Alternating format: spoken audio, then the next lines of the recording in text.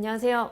KS 고등부 강사 현소연입니다. 오늘 제가 준비해드리는 영상은 바로 이제 진선여중 2022 년에 시작하는 중간고사 그리고 이제 기말고사 대비에 관련해서 소개 영상 찍어드리도록 하겠습니다.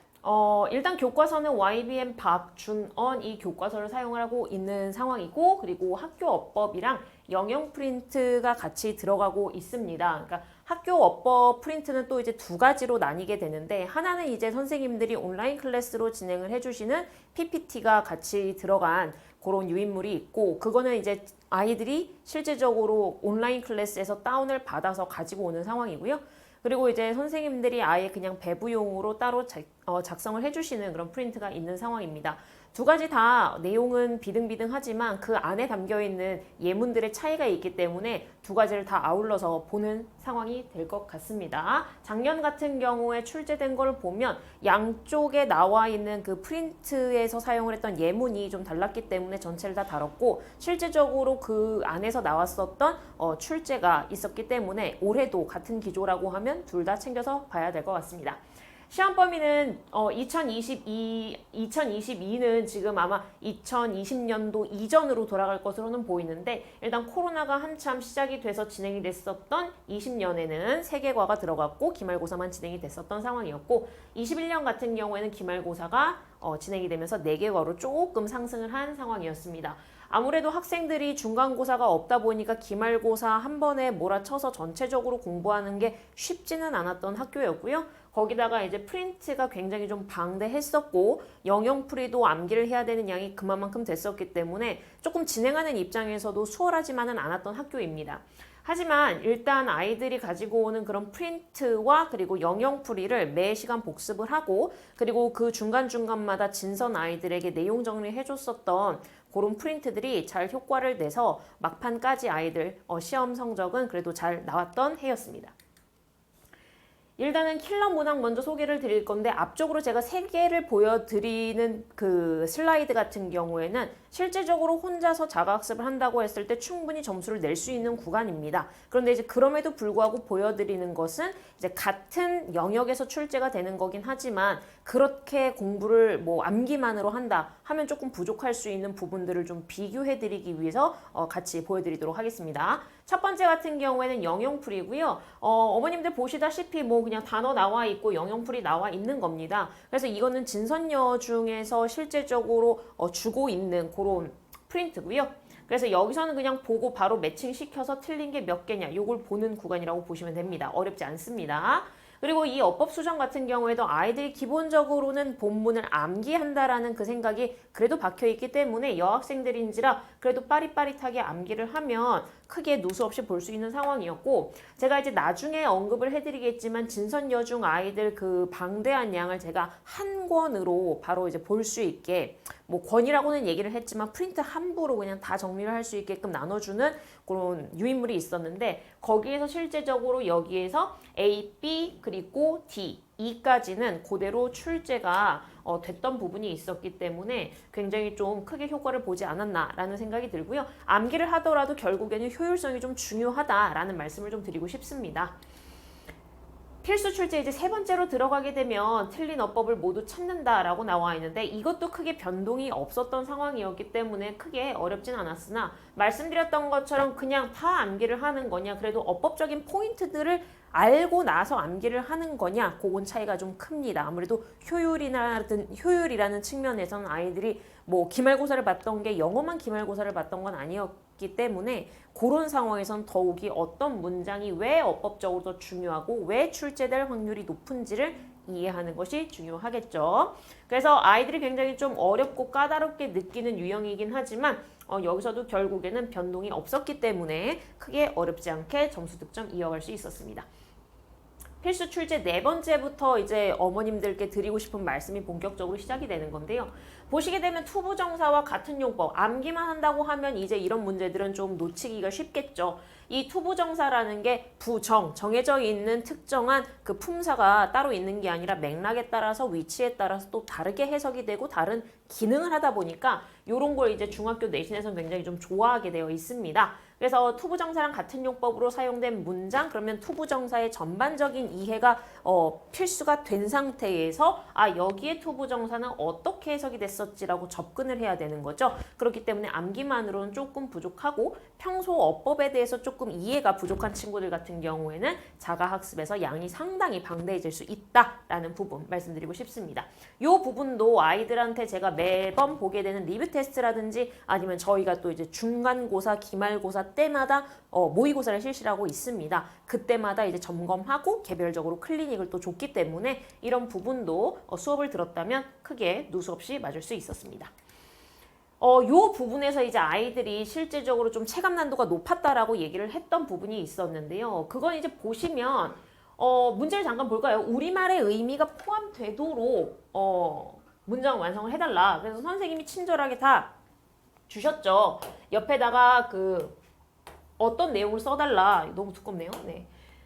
어떤 내용으로 써달라라고 선생님이 다 이미 얘기를 하신 상황인데 문제는 뭐냐면 이걸 그냥 암기하는 걸로 끝낸 친구들 같은 경우에는 어법에 맞게 넣는 게 또 이제 문제가 될 수 있다라는 거죠. 이 앞에 비동사가 있기 때문에 형용사로 넣을 때 그러면 자기가 암기를 한 게 PP 형태로 외웠는지 아니면 동사 형태로 외웠는지에 따라서 변형이 어떻게 돼야 되는지를 판단해야 되는 그런 애로사항이 또 추가가 되는 겁니다. 그리고 이제 공통적으로 2개 단어씩이 있기 때문에 특정한 전치사에 대해서도 실제로 암기를 할 때는 전치사까지 잘 암기를 한다고 하지만 이렇게 섞어놓고 전치사랑 맞춰서 한번 매칭을 시켜봐 라든가 전치사를 바꿔서 물어보게 되면 굉장히들 헷갈려하는 포인트들이 생기는데 이제 그런 것까지 미연에 다 연습이 됐는지 그런 거에 따라서 정확하게 넣는 것들이 달라질 수 있겠죠.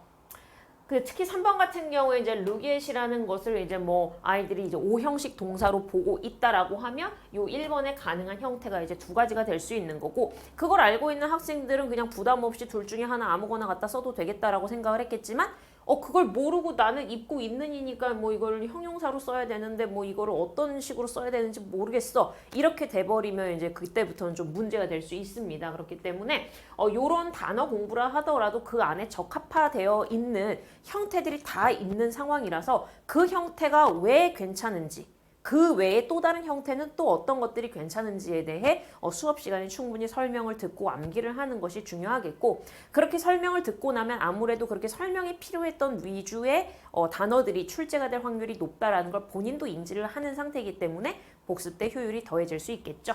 그래서 지금 4번과 2번은 각각 1학기 그리고 2학기 때 출제가 된 거라고 보시면 되겠습니다.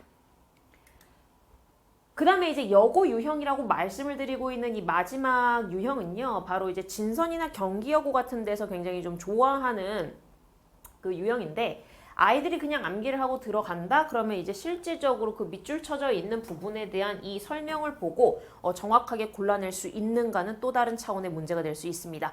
평소에 이제 저랑 같이 수업을 하면서 이거는 뭐 때문에 이렇게 사용을 한 거야. 어떤 부분 때문에 우린 이렇게 사용할 수 있고 없어 라는 것들을 정확하게 파악을 하고 실제로 제가 리뷰 테스트에도 이렇게 그대로 아이들한테 물어보게 되어 있습니다.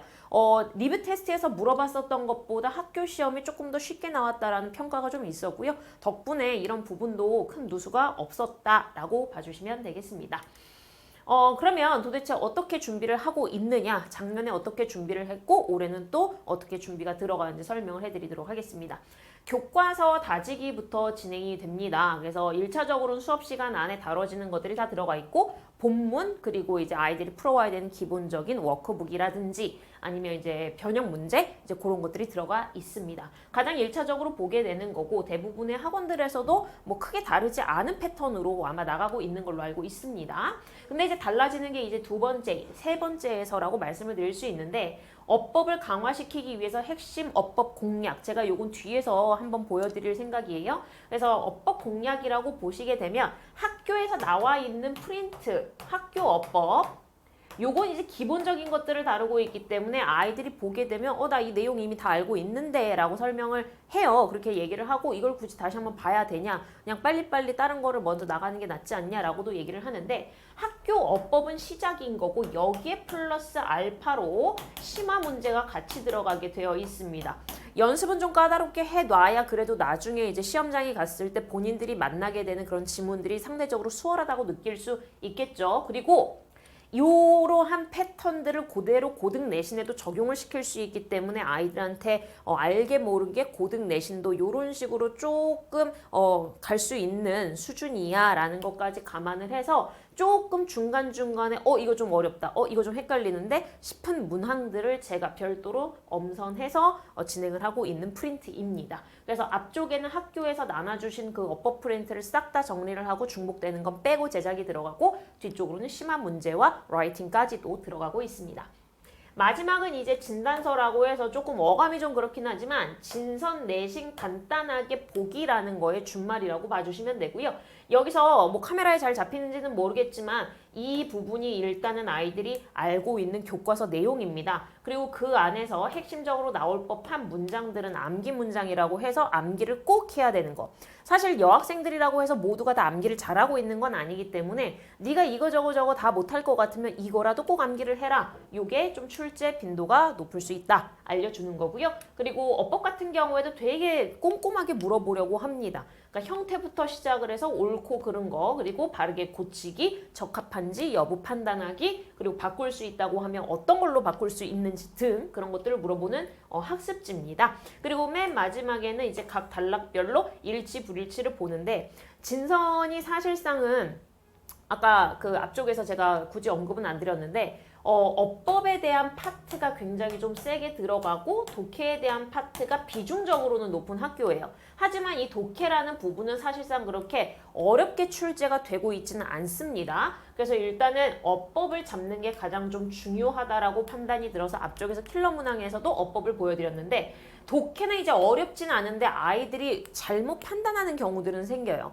예를 들어서 어떤 예술가의 작품은 굉장히 뭐 가까이서 보면 어떻고 멀리서 보면 어때 이런 문장이 나왔다고 치면 아이들은 그 거리감이라는 거에 꽂혔기 때문에 이 사람의 작품은 야외에 있나? 그러면 이제 거기다가 선생님이 제시문에 야외에서 보는 경우, 야외에서 즐길 수 있는 이 사람의 작품은 이렇게 들어가게 되면 애들은 다 맞다라고 보는 경향들이 있는데 실제적으로는 그런 말이 없거든요. 그래서 아이들 머릿속에서 펼쳐지는 그런 오류를 최소화시키기 위해서 제가 보기를 많게는 15개까지도 내보고 있는 상황입니다. 그렇게 되면 전체적으로 아이들이 본인이 채점을 하다가 이게 틀렸어. 그럼 이게 왜 틀렸는지를 다시 한번 꼼꼼하게 보게 되고, 거기서 이제 저랑 구두로 선생님 근데 이게 맞지 않아요? 이게 왜 틀려요? 이런 식으로 점검을 받게 되면서 1대1 클리닉으로까지 이어지게 됩니다. 그렇게 수업을 한 번 딱 돌고 나서 이제 저희가 보게 된 게, 일단은 매일 리뷰 테스트 본다는 말씀 드렸고요. 영역 프리 테스트도 매일 같이 진행이 됩니다. 수업이 있는 날은. 그리고 진단서 말씀드렸습니다. 요건 아이들이 집에 가서도 계속적으로 들고 다니면서 볼 수 있도록 저희가 배부를 하는 자료고요. 1대1 클리닉은 이제 관리 시간이라고 어머님들 알고 계시죠? 수업이 끝나고 난 다음 시간에 저희가 만나서 하는 그런 방법도 있지만 뭐 개별적으로 스케줄이 조금 다르거나 아니면은 제가 그 뒤에 남아있을 수 있는 상황이 아닌 경우에는 주말이라든지 아니면 제가 어차피 고등 내신 때문에 수요일날 나오고 있는 상황이라서 수요일날 시간이 되는 친구들 같은 경우엔 수요일날 따로 저랑 시간을 잡고 만나게 될 겁니다. 학교 내신 모의고사 같은 경우에는 한 적어도 3회 정도는 진행을 해보려고 지금 계획 중에 있고요. 요거는 이제 진선 스타일만의 문제들로 저희가 출제를 해서 진행을 하게 됩니다. 그리고 직전 보강은 이제 진선 핵심이라고 해서 가장 아이들이 많이 틀렸던 거 혹은 질문이 많았던 거, 헷갈렸던 거, 그리고 출제자의 입장에서 볼 때 충분히 매력적인 것들을 한 번에 다 녹여서 아이들한테 최종적으로 배부하는 페이퍼가 되겠습니다. 그런 것들로 이제 직전 보강까지 마무리가 되겠습니다. 이러한 내용들이 매일매일 반복이 되고, 그리고 개별적으로 클리닉을 오는 학생들 같은 경우에는 이제 저랑 1대1 클리닉을 한 학생들도 마찬가지로 이제 이렇게 안내 문자가 나가게 되고요. 특히 이제 숙제 이수도 같은 경우에서 조금 관리가 아이들마다 스케줄이 다른 부분은 있지만 그래도 매번 이제 아이들이랑 개별적인 컨택도 하고 그리고 들어왔을 때 최종적으로 마무리할 수 있게 하고 그것도 정 안 되는 학생들 같은 경우에는 꼭 풀어야 하는 것들부터 우선적으로 진행이 되도록 해서 최대한 누수 안 나도록 관리를 하고 있습니다. 진선여중은 앞에서 보셨던 것처럼 내용이 이제 여고의 스타일이랑 많이 맞닿아 있고 실제적으로 여고로 진학하는 학생들이 많은 학교입니다. 그렇기 때문에 중학교 3학년 내신 때부터 그냥 고등학교 내신의 초읽기라고 봐주시는 게 적합할 것 같고 그렇기 때문에 고등에서도 사용을 하고 있는 그런 내신 관리법을 중등에서도 적용시키고 있습니다. 그래서 꼼꼼하게 볼 수 있는 부분 그리고 효율적으로 공부할 수 있는 부분들을 최우선적으로 하고 있으니 이번 내신에서도 많은 학생들 수업 시간에 만나는 걸로 하도록 하겠습니다. 궁금하신 점은 데스크나 아니면 뭐 이제 저랑 같이 공부를 시작한 뒤에 궁금하신 점은 저한테 개인적으로 문의 주시면 답변 드리도록 하겠습니다. 감사합니다.